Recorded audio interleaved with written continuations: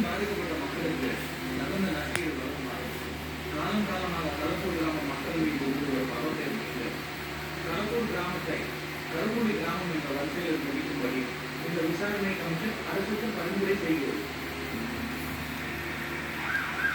கலப்பூர் கிராம மக்களுக்கு நல்ல நீதி கிடைச்சிருக்கு. பாதிக்கப்பட்ட மக்களுக்கு அரசாங்கம் மறுவாழ்வு கொடுத்து காணாமல் போன கிட்னானிக் அனலட்சுமி போலீஸ் கண்டுபிடிச்சு தரும் நம்புகிறோம். யூபி நேர்களுக்காக கேமராமேன் புஷ்பராஜன் அஸ்வினிராஜ்.